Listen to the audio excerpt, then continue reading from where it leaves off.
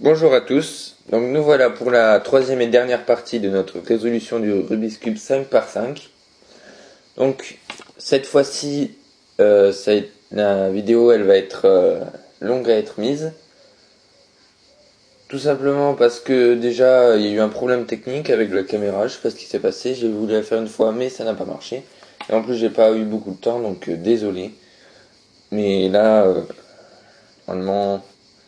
Ce devrait être le 25 ou le 23, je pense, juillet. Donc voilà, on va commencer. Donc d'abord, on va faire une résolution comme un Rubik's Cube 3×3. Et aussi les 4 parités. Alors les 4 parités, ça va être compliqué, vous allez voir. Faut s'armer de patience. Bon, alors. Résolution comme un Rubik's Cube 3×3. Donc la dernière fois on avait fait une face. Une belle face noire. Et notre première couronne, ce qu'on appelle une couronne, c'est-à-dire tout le tour. Notre première couronne. C'est parce que je suis un peu arrivé là. Ensuite, après avoir fait la première couronne, on fait les 3 autres. Là.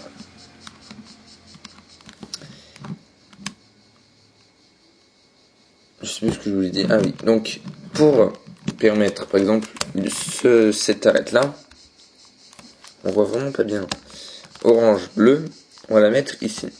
Orange, bleu. Vous voyez ? Orange, bleu, orange, bleu. Donc, pour faire ceci, il y a 2 formules. Soit, j'ai la voix qui arrive, soit on va avoir la formule qui va de là à là, ou soit la formule qui va de là à là. Et elle est différente.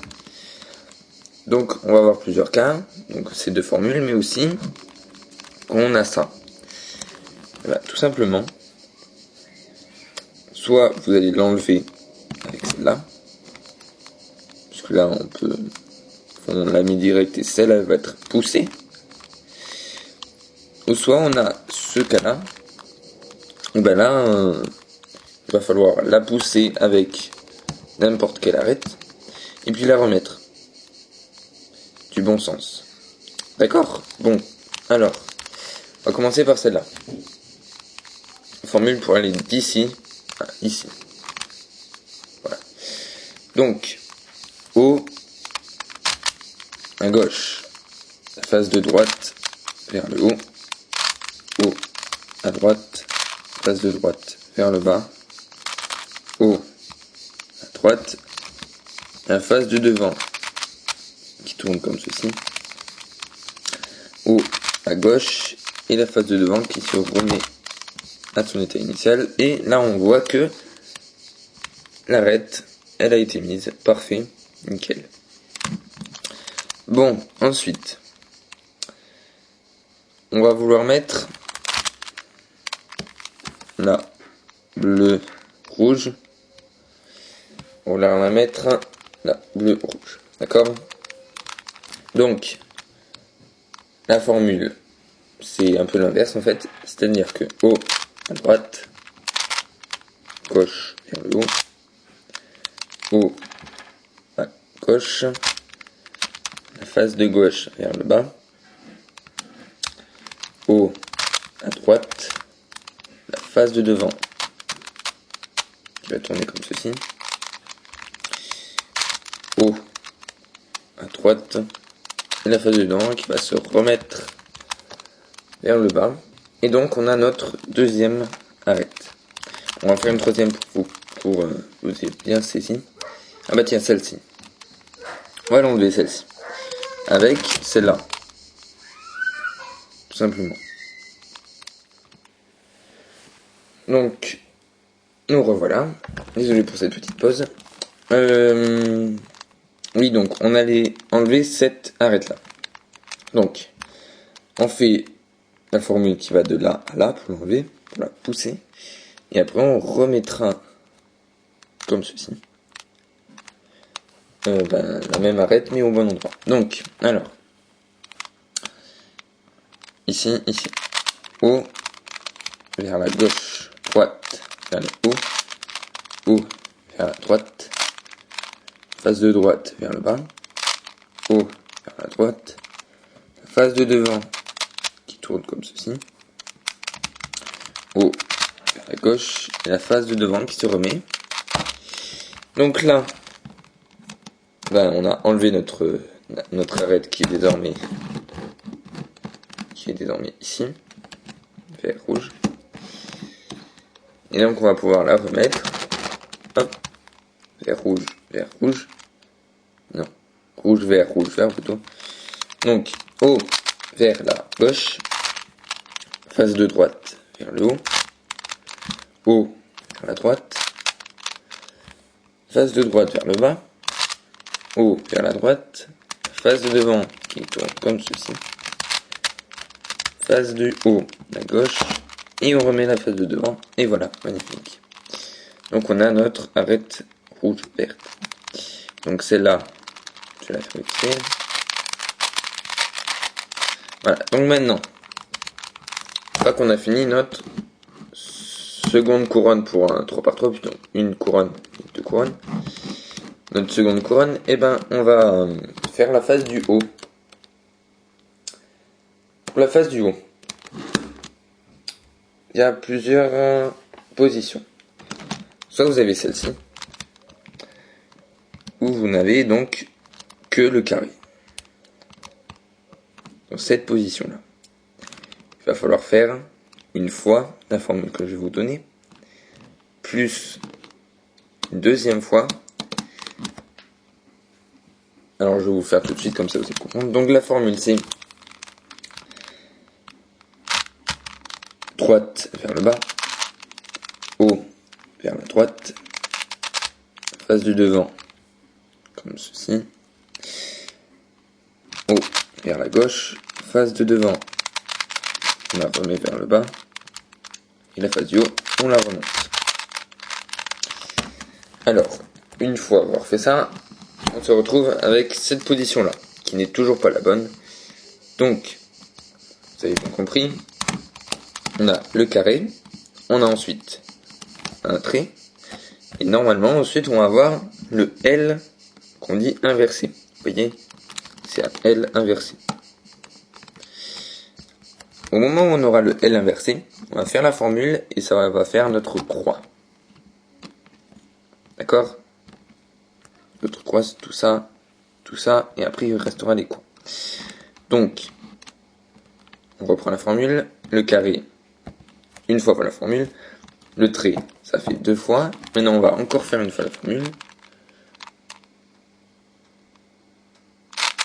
Donc, droite vers le bas, haut vers la droite, face de devant, haut vers le gauche, face de devant, on la remet à sa position, et vers la droite. Et là, qu'est-ce qu'on a? On a notre L inversé, qui va toujours falloir mettre dans cette position-là, ou soit on tourne le cube, donc dans cette position-là, parce que sinon ça ne marchera pas, vous pouvez mettre, c'est bien un L inversé, là c'est un L, là c'est rien non plus, mais il faut bien le L inversé. Donc on refait encore une fois la formule, et là on va voir notre croix. Donc là vous avez vu toutes les positions, c'est-à-dire soit rien, c'est-à-dire que le carré, soit un trait, soit le L inversé. D'accord? Donc, pour le L inversé, encore une fois la formule, droite vers le bas, haut vers la droite, face de devant, la face du haut, vers la gauche, face de devant, et la droite, et là on a notre croix, notre belle croix. Mais il y a toujours un problème dans le Rubik's Cube, c'est-à-dire que on a fait notre croix, mais les arêtes ne correspondent pas.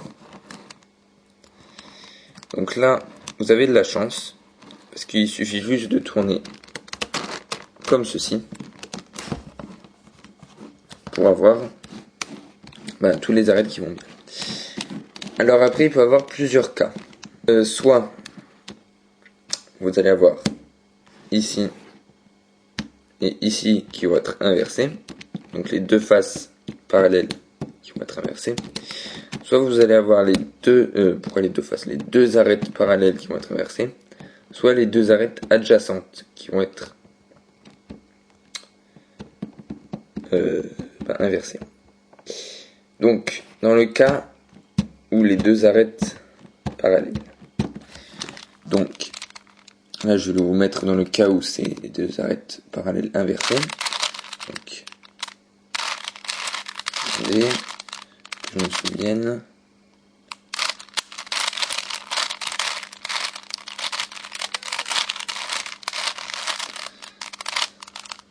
Voilà, donc, là, on a la orange et la rouge qui sont inversées. Vous voyez? Bon, ben, dans ces cas-là, moi, j'ai fait une formule à moi. À mon avis, il y en a des beaucoup plus courtes. Il y a même des beaucoup plus courtes pour faire la croix. Hein. Des formules pour faire la croix où il sera tout déjà mis. Mais bon, c'est mes formules et ma vidéo, donc je vous la montre comme ça. Alors, pour inverser les deux arêtes, on fait la même formule une fois d'abord. Donc, je crois que vous l'avez compris comment on l'a fait. Hop, une fois. Et on va la faire une deuxième fois, mais on n'oublie pas d'abord de mettre le trait. Comme ceci. Donc on fait un demi-tour sur la face du haut. Elle était comme ça, la face du haut. On fait un demi-tour. D'accord? On refait la face, la formule. Donc je vous fais un petit peu au ralenti là. Pour un petit peu. Et là on a un inversé. On refait la formule puisqu'on l'a inversé.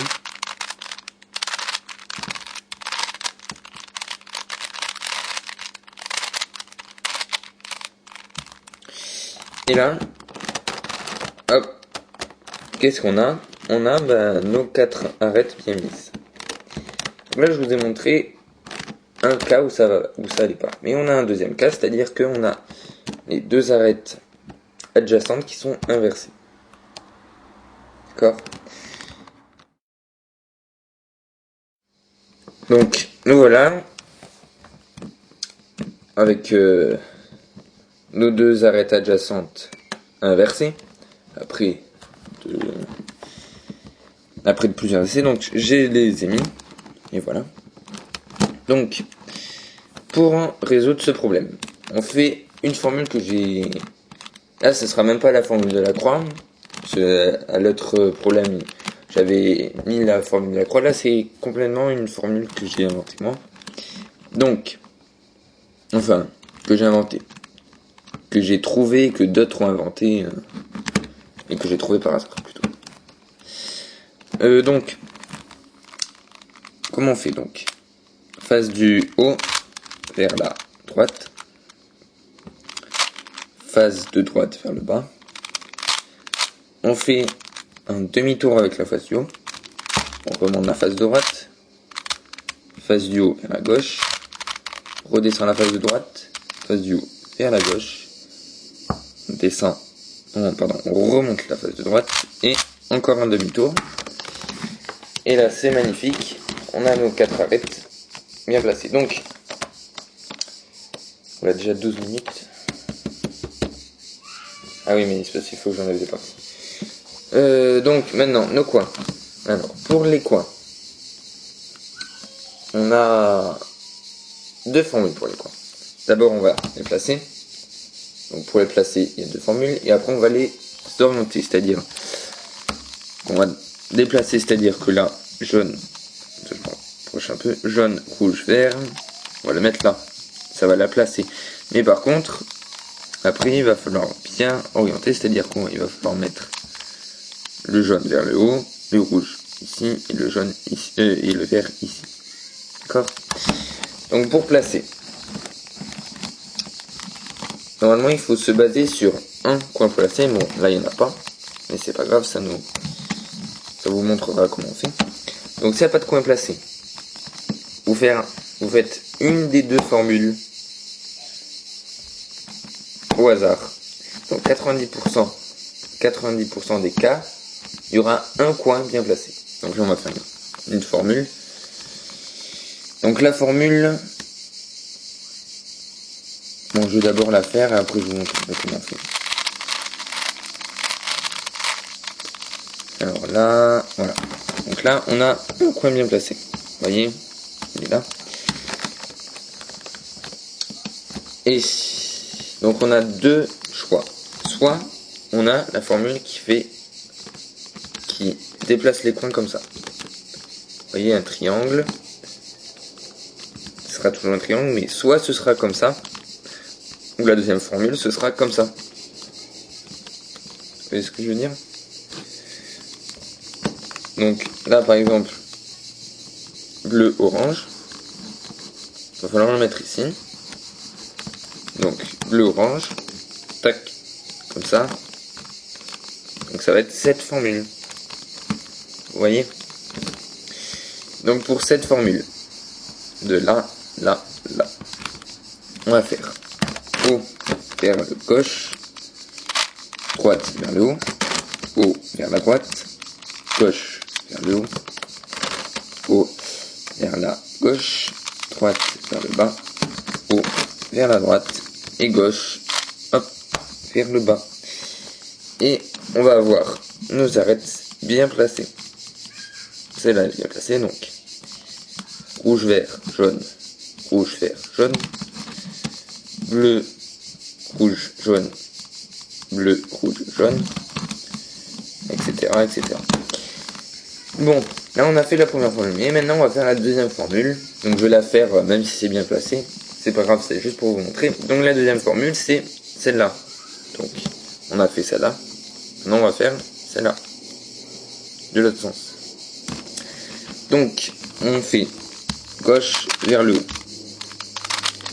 face du haut vers la gauche, droite vers le haut, face du haut vers la droite, gauche vers le bas, face du haut vers la gauche, droite vers le bas et face du haut vers la droite. Donc là vous avez déplacé les points comme ceci. Donc là forcément c'est pas juste. Hein. On va les remettre. On va les remettre en place. Attendez, je fais n'importe quoi. Voilà. Là, ils sont mis en place. Donc, vous avez vu la formule pour faire comme ça et la formule pour faire comme ça. Maintenant, orienter les coins. Donc, c'est très simple. Il n'y a que 4 mouvements. 4 mouvements. La formule, c'est droite vers le bas. Donc, vous avez bien compris, c'est pour orienter les coins. Donc, droite. Juste une petite précision avant. On commence toujours par celui qui est le plus vers la droite. En tournant. Donc, si on a 4, là, vous prenez n'importe lequel. Si on a 3, vous prenez celui-là. Et pas celui-là ou pas celui-là. Celui-là. Si on a 2, celui-là. Et normalement, il n'y en aura jamais un. Il n'y en aura jamais. Donc, pour orienter les coins, c'est droite vers le bas, bas vers la gauche, droite vers le haut, et bas vers la droite. Et vous allez répéter ça, cette formule-là, jusqu'à que ce coin-là soit bien placé. D'accord? Donc, droite vers le bas, bas vers la gauche, droite vers le haut, bas vers la droite. Ah, là, attendez, cette lumière, il est bien placé. Donc, il est bien placé. Et là, c'est pas grave que c'est mal mis, parce qu'il nous en reste. Et l'erreur qu'il ne faut pas faire, mais surtout pas faire, parce que sinon vous allez recommencer tout votre cube, c'est qu'il ne faut pas faire la formule. Il ne faut pas bouger le cube pour faire la formule ici. C'est-à-dire que vous avez fait la formule ici. Vous avez fait comme ça. Vous avez bougé ces deux faces. Et bien, il va falloir tourner votre coin pour bouger les deux mêmes faces. Et non pas bouger votre cube pour tourner ces deux faces-là. C'est l'erreur qu'il ne faut surtout pas faire si vous ne voulez pas tout recommencer. Donc, on bouge notre face du haut pour travailler au même endroit. Et on recommence. Donc, droite vers le bas, bas droite, bas, bien placé, droite, bas, droite, bas, et là il est bien placé. Encore la même manipulation, on remet, non, on met le coin à l'endroit où on a travaillé, droite, bas, on peut bien placer, droite, bas,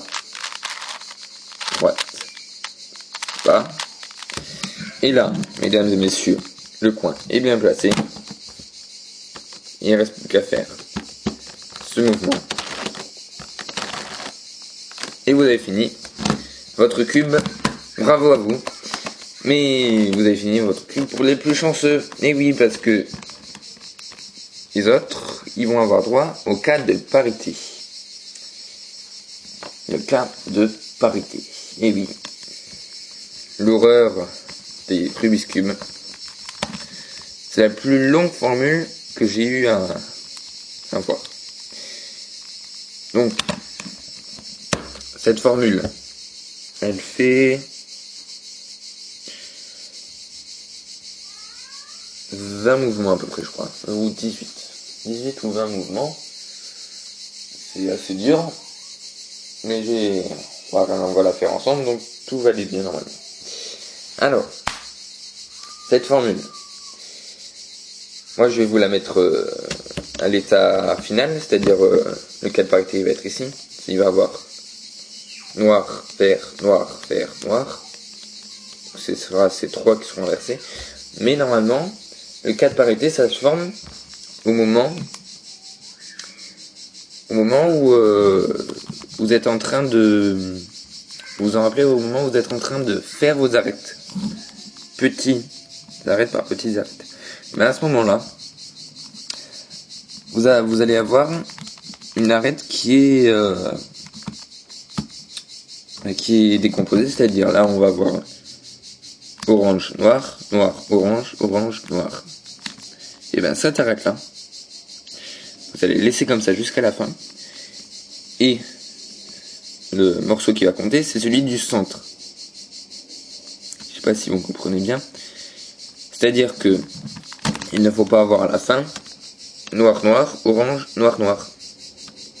D'accord ? Il faut avoir tout de décalé. Noir, orange, noir, orange, noir. Ce sera celle-là qui aura compté, puisque ça ira avec le noir et les oranges qu'on va devoir déplacer. Ce sera toujours celle-là qui va compter et pas cela. Je sais pas si vous voyez bien, mais je pense qu'avec une fois que vous l'aurez raté, vous allez comprendre. Donc, alors là, je vais vous placer vous allez pouvoir voir la longueur. Je vais vous placer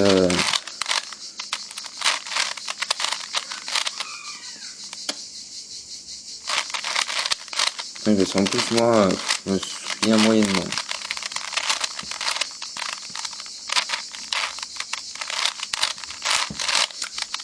Voilà. Vous avez pu voir la longueur. Donc qu'est-ce qu'on a là ? On a notre ces deux petites arêtes qui sont inversées. Et oui, comme quelqu'un qui m'avait demandé, oui c'est bien un cas de parité. Et tu vas savoir les résoudre maintenant. Donc, comme je vous ai dit tout à l'heure, c'est cette petite arête qui compte. Alors, peut-être que vous allez mieux comprendre maintenant, c'est-à-dire que vous voyez bien, celle-là elle est bien placée. Et bien placée avec le cube. Et il va falloir changer ces deux-là. Alors que si vous auriez compté ces deux-là, là il y aurait noir et noir, vert et vert, là il y aurait vert, là il y aurait noir, et on ne peut pas bien la placer, si c'est celle-là qui est mal mise. Si c'est celle-là qui est mal mise, et ben à mon avis il faut recommencer votre cube ou... Moi je sais que je suis tombé sur des câlins et j'ai beau essayer de trouver, j'ai dû recommencer. Donc la formule, tenez-vous bien. Alors, les morceaux du cube qu'on n'a pas encore mentionné, c'est-à-dire c'est le milieu droite et milieu gauche. Celui-là on l'a jamais fait. Milieu droite, milieu gauche et derrière. Et là on va l'utiliser. Donc milieu droite, on tourne 2 fois. Derrière, 2 fois. En haut, 2 fois. Gauche, milieu gauche vers le bas. En haut, 2 fois.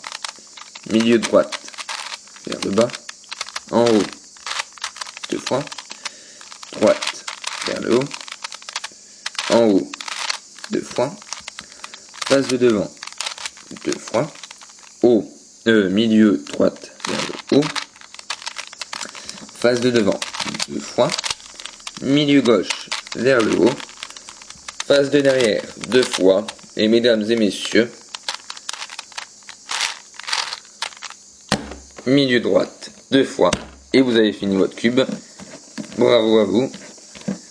Vous pouvez vous applaudir parce que ce cube n'est pas simple du tout. 5 par 5, ça commence à faire. Donc je vous félicite, bravo. Vous avez enfin fini votre Rubik's Cube 5 par 5 et moi j'ai fini ces petites vidéos sur la résolution du Rubik's Cube 5 par 5. Et je compte vous faire résolution du cube 6 par 6 pour ceux qui s'intéressent. Mais aussi une petite surprise avec le 5 par 5 pour un peu se la péter avec le Rubik's Cube, dire ouais, regarde ce que je sais faire. Donc voilà, une petite surprise que je vais vous préparer. Par contre, elle va pas être mise avant les 2 semaines qui va suivre celle-là. Je vais partir en vacances, un peu de vacances, ça fait du bien. Donc désolé. Mais je vous dis, ça vaut le coup d'attendre, je pense. Après vous me direz ce qu'il en est, mais je pense que ça vaut le coup d'attendre. Donc à bientôt.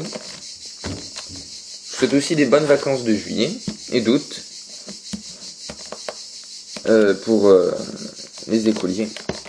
Donc voilà. À bientôt dans 2 semaines, mais à bientôt. Bye bye à tous.